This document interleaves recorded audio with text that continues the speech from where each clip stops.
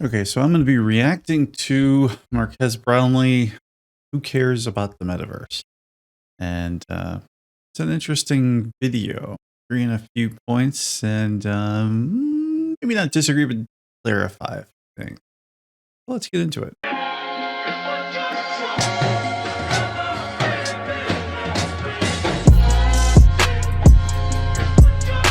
Somebody tell me why this was never in any of Meta's presentations. How is me putting a phone camera in the Quest Pro headset the most compelling demo of VR I've seen in like the last 5 years? But I have some hot takes on this whole metaverse thing that I kept to myself for a little while, but I think it's finally time to share them, so buckle up. Let's get into it. So Meta's stock is down over 60% this year. Facebook's growth has flatlined, and their CEO, Mark Zuckerberg, has doubled down on this commitment to the whole metaverse thing, which they've continued to pour tons and tons of money into. It's like, what is going on here? But let's just zoom out a second and start with some definitions. VR is virtual reality, which is, putting the headset on and being completely immersed in a new virtual world. AR is augmented reality, which is overlaying virtual things on top of the real world. I'm gonna use those a lot in this video. Those two things, though, are both particularly hard to demo. You kind of have to try it and use it to actually understand it and appreciate it. So I know there's a Absolutely right. I put leadership in headsets all the time, and it gives them a frame of reference. It's very difficult to get people to really understand what you want to do with something if you don't know really what it does.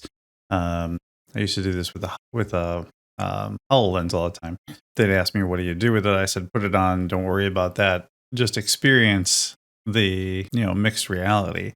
And normally they're used to things floating and moving with their head, but like when something stays in place and then they move around it, they get this smile on their face and they say, "Could we do this?" And usually they're creating the use case. So always great to put them in the headset and let them experience it first without you telling them what it is. a lot of curiosity about VR, especially lately, and it can be kind of hard to tell if it's like just another trend in tech, like 3D TVs, whatever happened to those, or if it's actually the future that we'll all be living in, like Ready Player One, or maybe more like WALL-E. Hard to tell. Either way, there's basically one visible mega company that's clearly pushing all their chips in on this definitely being our future, and that's Meta, formerly known as Facebook, with their CEO, Mark Zuckerberg. So the reason I disagree with the Meta thing is it goes against a lot of the stuff that we talk about is decentralization. Meta's view is if we control everything, then we aren't impacted by anyone else. I think this is a huge overreaction to the Apple switch to tracking that negatively impacted them for the first time in their history.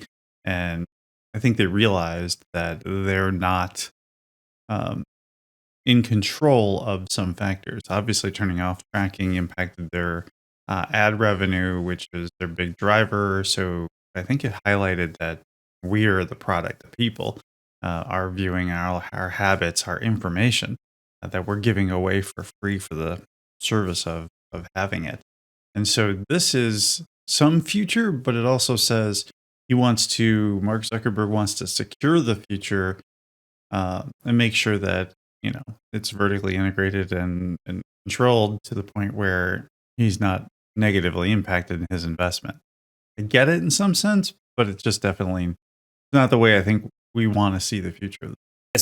This guy right here. And he explained to me many times that they really believe in this metaverse thing. And he showed me all of this Quest Pro stuff right before it was announced on stage. So I got to form my opinions on it before the slightly more cringeworthy presentation version we've all seen. The metaverse might have a pretty terrible reputation already, but let's try to take a step back, look at it objectively like a piece of tech, shall we? So like I said, VR is one of those things you kind of have to try to understand and appreciate, but also the spectrum of how much people care about the metaverse is hilarious, like all the way from not caring at all and never having tried VR in their life, all the way to like serious believers, like companies hiring a chief metaverse officer and metaverse being in every headline and just like a weird obsession with it. So it can be I had a whole small piece about the chief metaverse officer being a very careful interaction between the marketing and the IT. So I think this is just one of those things where Marquez isn't um, fully aware of what a metaverse officer probably brings to the table. I'd love to have this conversation with him. It's that the chief metaverse officer has to sew together a bunch of things. The metaverse is experience, VR and AR are technology. So, what is the experience you want to have? Well, this is typically the experience layer. A lot of that had been in the marketing end, the user experience, customer experience. So that has to take a leadership position.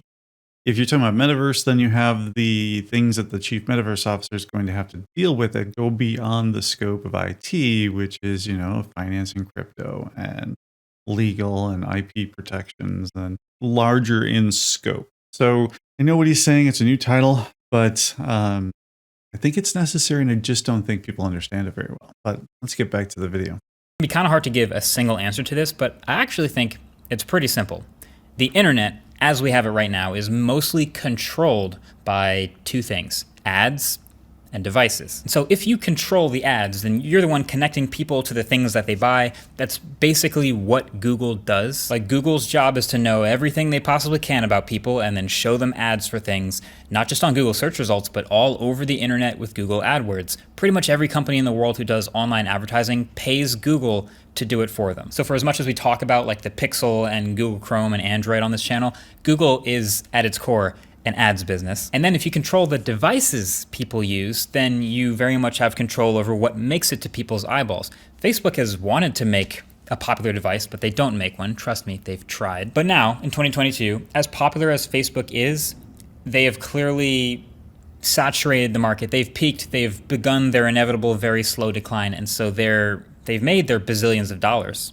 But now, with things like the iPhone adding that Ask App Not to Track button, that took a multi-billion-dollar chunk out of Facebook's ads business. Didn't really hurt Google as much because people still go to google.com and type in a box what they're looking for. Google still knows a lot about people. So bottom line is Facebook is accepting that L. They dominated the early parts of the internet, and that was great, but now the slow decline has begun and they're moving on to the next big thing. And if you could look all around at all the technologies that could maybe be the next big thing, that one thing that keeps bubbling back up to the surface has been VR and AR. And so Facebook, Meta, can control as much of this VR future as possible: the software, the hardware, the ads, the things that make it to people's eyeballs. Then they will regain the control and the money that they're after. Perfectly said. I completely agree. This is what you want to protect your business.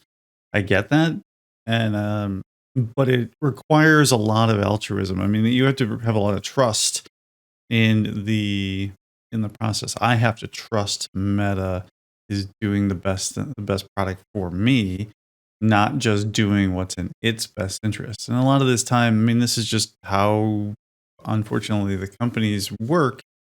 You get those challenges like that. And if people don't trust or lost trust in the company, then the doubt creeps in. You have issues where you look at it and say, well, if you're going to control the whole experience, are you doing that so you can make a better experience? Or are you doing that just to make sure that you get top profits and you get to abuse or use me, and I'm getting limited work out of it?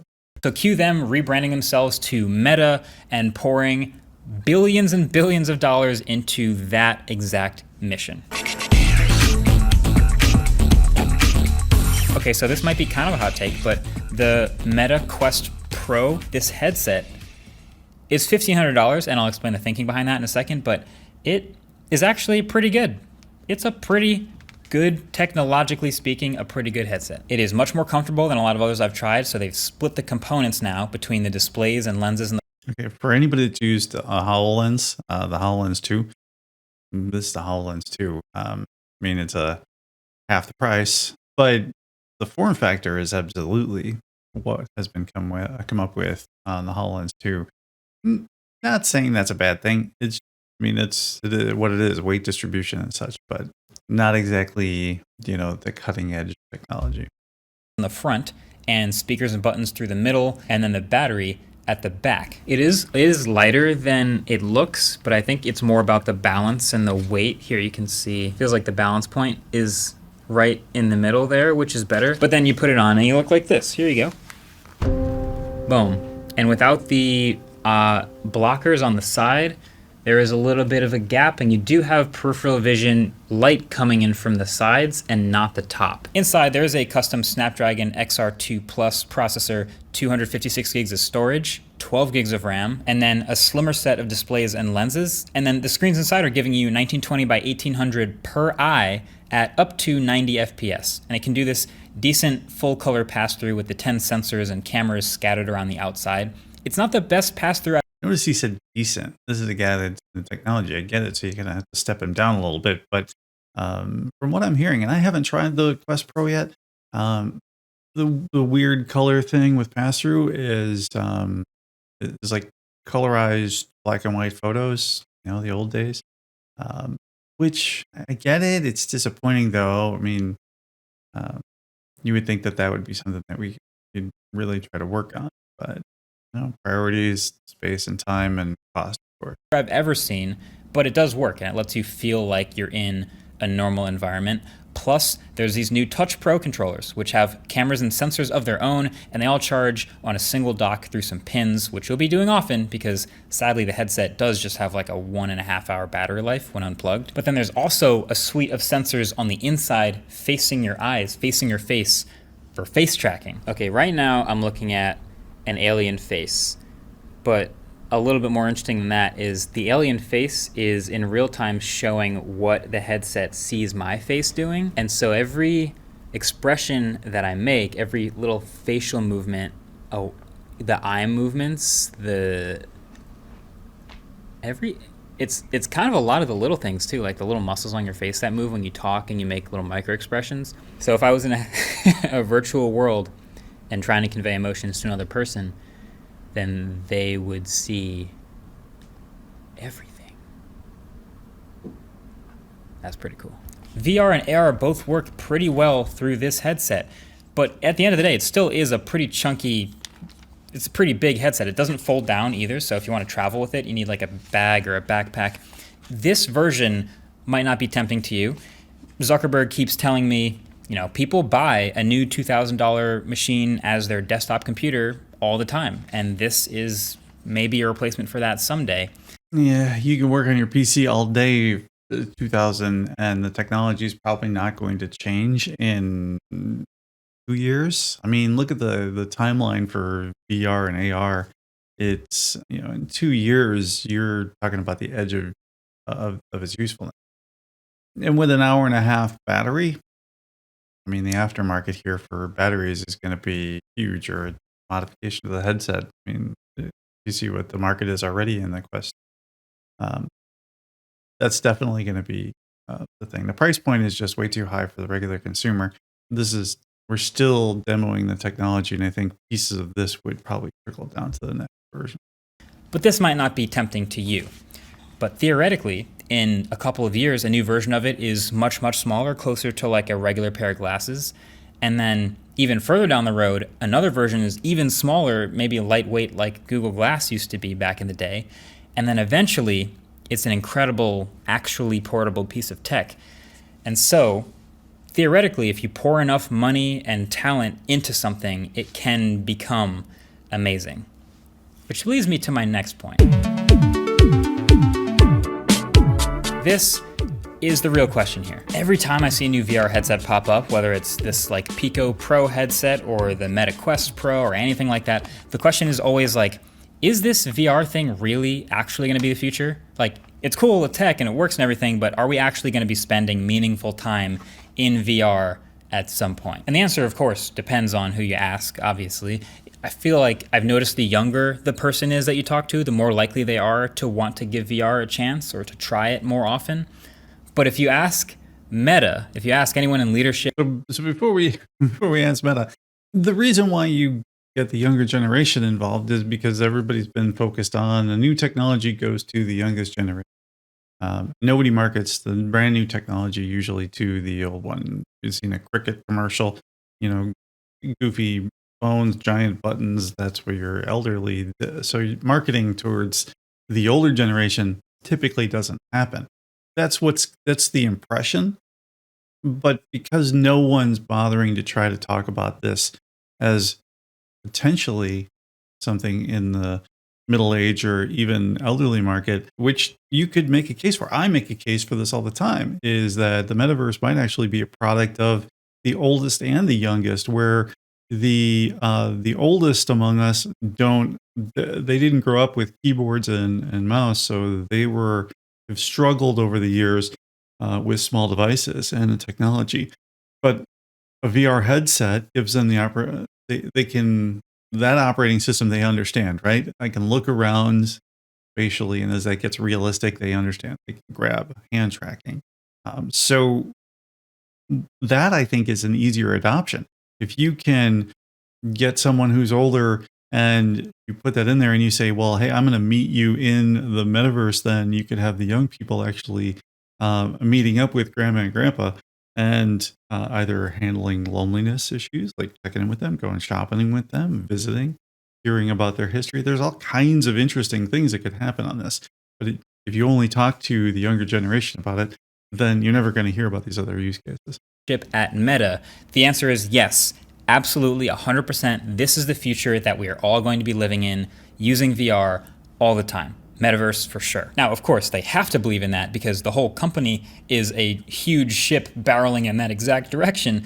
But also watching the presentation of everything at the Meta Connect keynote, as miserable and awkward as it was, the more you watch, the more it kind of crystallizes their whole plan for me. Basically, step one, think of all the things people normally do on the internet.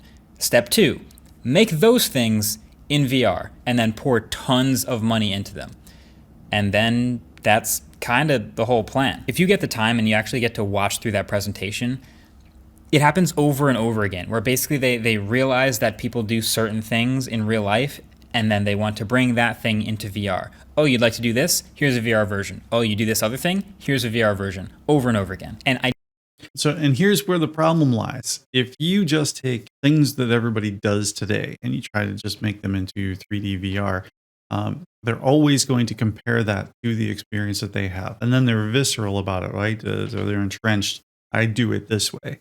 I like to take physical notes, so I don't do that electronically.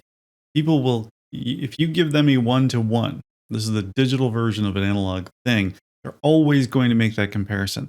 And I think that's the failure here, is you need to think differently. You need to go through and say, you can build a shopping experience. We go to a grocery store because that's where the products are physically, right? That's what's available to you.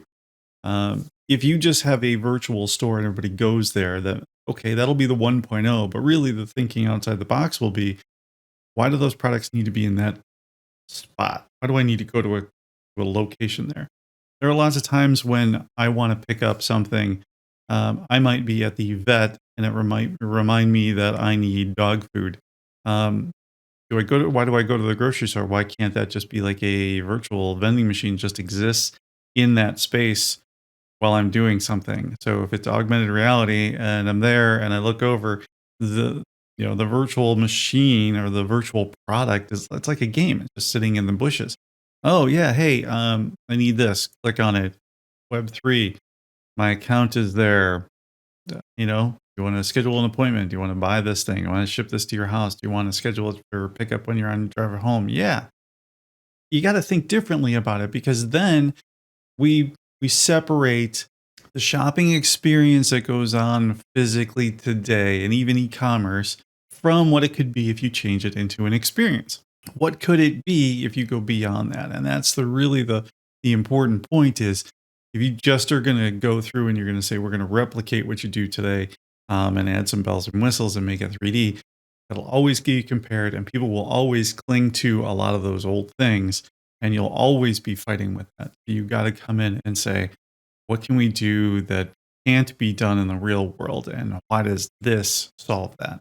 Ideally, for them anyway, convincing people to use the VR version just will become a matter of making the VR version really, really good. Hopefully better than the real life version. And that's where I think my hot take comes in, which is that some of these VR applications are actually scary good and starting to look better than the non-VR version. And for Meta, if they can get enough of these things to be real, then they'll be making this metaverse thing happen. Gretchen, stop trying to make Metaverse happen. It's not going to happen. Okay, so some are easier than others, right? Gaming, yeah, we've got some good games already in VR. Now, we got to work on getting more, like a better variety of games, better fidelity, etc., more immersion. And pouring money into this ecosystem will entice developers to rapidly improve games and make better games, which is awesome. We already are fighting against the impression that anything VR and AR is games, and we need to work our way away from that. I fight all the time in the corporate world where the impression in everyone's head is if you're going to put one of these headsets on, you're going to game, you're going to do something. The Web3 gamification, everything is games. It's not always games, and I think I've been in the game industry for a while, spent some time there doing some consulting, and I'll tell you, a lot of those people, once those developers, the people who create those games and the tools that'll be used are similar to what we're going to see here building the metaverse. Those people want to get out of the AAA gaming cycle, where it's just 1,000 miles an hour. What you really want to do is you want to have it where those people can transition into companies and build the tools and the levels, the design, the space, and use those skills. And I think we need to see the games are cool and the fidelity can go up. That's always going to be fun, but we need some things that are not games, that are still a cool experience, a virtual travel. Can you take a real space in the world and virtualize it enough and add value to it so somebody can go there and say, look, I'm going to go and check this out, and say, I'm going to visit Cabo San Lucas, and now I've gone and put the headset on. I had this really cool experience where I understand what the heck is where spatially, and because of that, I'm booking tickets. I think we need to see more of that. What else do people do all day in 2022? Zoom calls? Okay, perfect. Yes, they've got Zoom calls, but better. They've built an entire virtual meeting room experience where you can do video conferencing in VR with other people. So, if some of your friends or coworkers don't have VR headsets, that's fine. They'll show up as a floating video feed in the metaverse. But now with a bunch of people in meetings, you can talk to the people around you. You can do breakout meeting rooms instantly, really good immersive presentations, etc. Now, currently, as you can tell, these are all using these avatars. And these, I think, are bad. They're pretty cringy. I mean, you can customize them, of course, with a bunch of different things, different hair and features and outfits and piercings, etc., which is kind of neat, sure, but you still end up feeling like a metaverse meeting is just a bunch of Mii characters from Nintendo Wii. But it's very much a stopgap because we also saw that Meta announced this live avatar demo that looked absolutely wild to me. You can essentially use your phone to take a scan of yourself, and then the headset takes that and puts a photorealistic version of you into the virtual environment, complete with that face tracking and eye tracking and everything that we talked about before.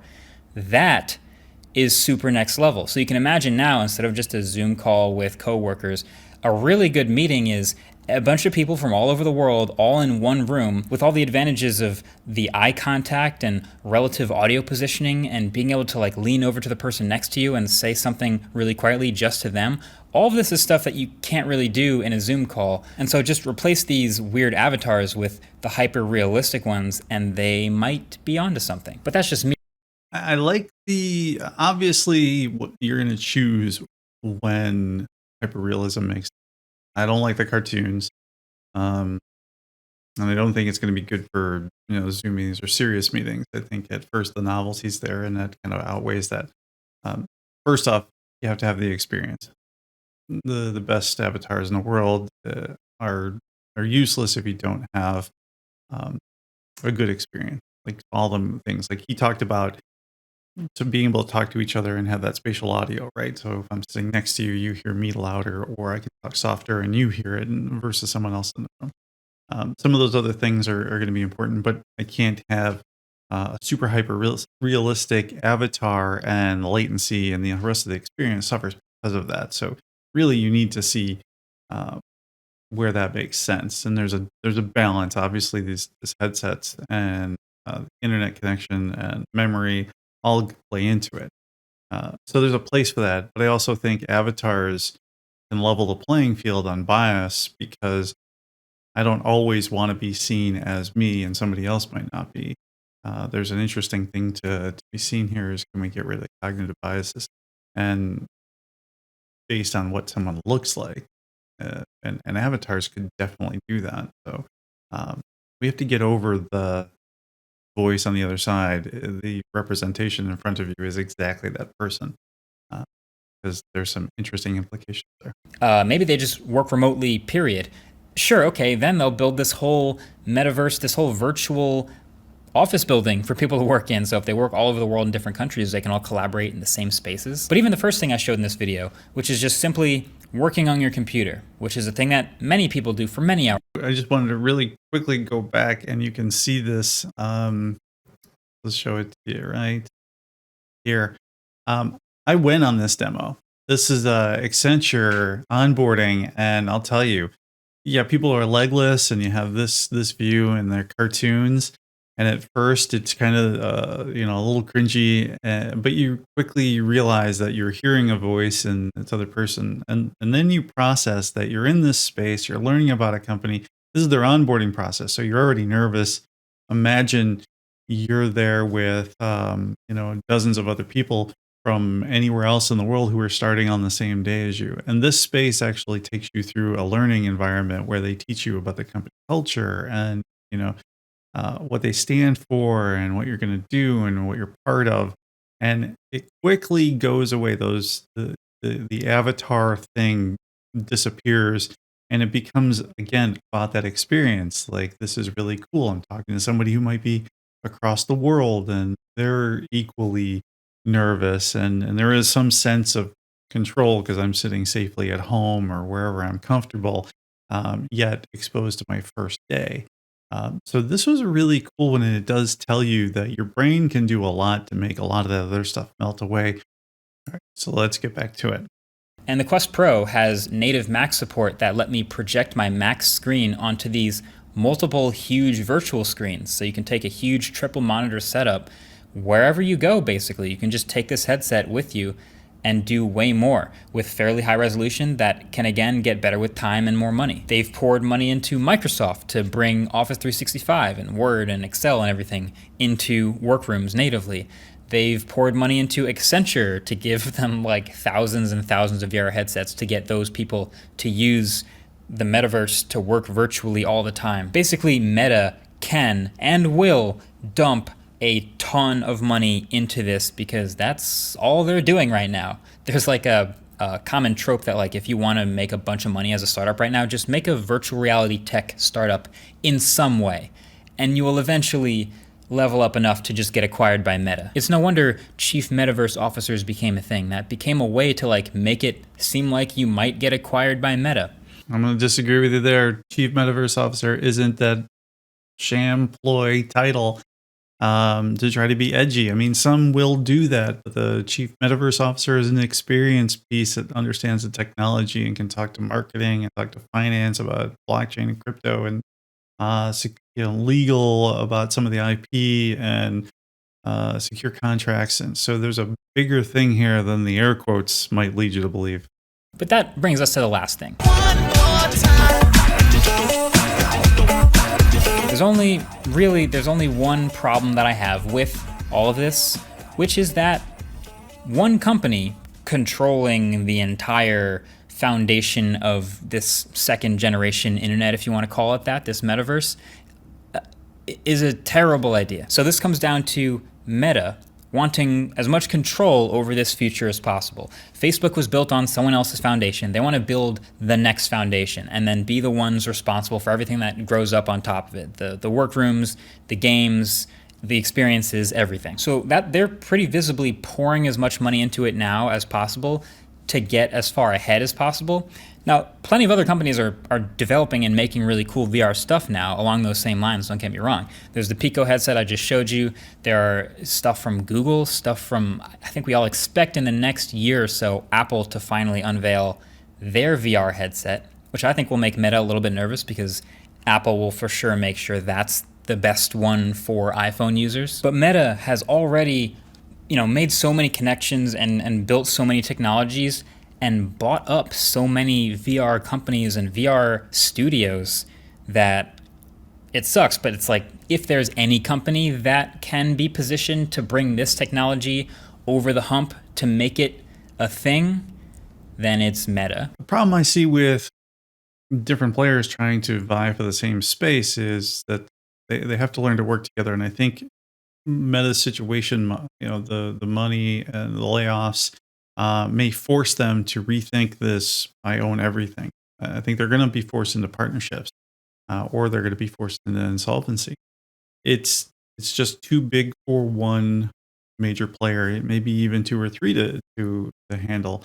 But if you look at this the same way that you look at all of the smart devices in your home, you maybe use Google and you use or Alexa and you use these different devices, even with Android and Apple. These ecosystems don't talk to each other very well, and you're got companies that make money just bridging the technology and connecting it. So at some point, you have to make it easier. You can't have it where Apple's going to create a great headset and everyone's going to be over there, and they're going to create apps and things that work great on that headset. And then if you have this headset, you're not going to be able to have that experience.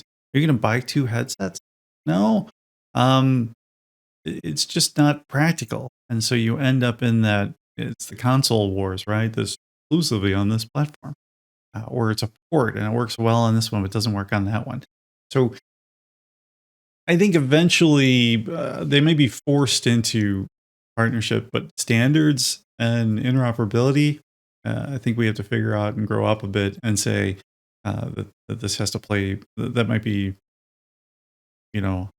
utopian, but I think we need to think a little bigger and broader, where everybody wins instead of it being this, I'm going to try to claw out and win and own everything, IOI style for doing Ready Player One. Downside of that one, especially this company, having possibly that much control over people and over the future of the internet, and possibly doing crazy things like using eye tracking to make sure you see certain ads, is way too much for me to want to root for it at all. I've said it before. They just said Ready Player One, IOI, eye tracking, ads. My point. But when companies truly compete, that is actually when we win. When there's actually real incentive to get better because competition makes them better, that's when we get better stuff. But man, Marques' metaverse money might make the meta thing much more mainstream, or maybe not.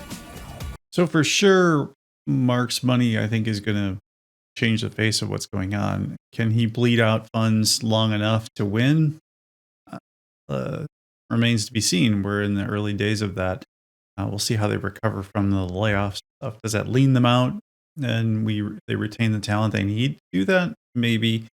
But again, I think the possibility will quickly come to them that you can't focus on everything. If we get it to the point where they do certain bits and pieces and then they say, look, the best in class for avatars is this, and the best in class for that is working on this, and you work together, then everything moves together instead of trying to either own it all or move in fits and starts. So it really is, I think we're going to be decentralized. This is too big. It's like one company owning the entire internet. It's going to be too big. No company can absorb the money, the marketing, the change, and and then handle the trust issues that we talk about, right? So if you're placing your trust in that company, so I don't think any one company can do that. And as you can see in the meltdown that's happening in Twitter, and it has happened in the past with Facebook. If you erode the trust system and that system is really big, that can be detrimental to the entire system. So I think you have to look at it and say, how do we break it up? How do you partnership so that everybody wins instead of it being winner take all? But we shall see. Definitely some great stuff. Love Marques. And hopefully we'll be talking more about the metaverse.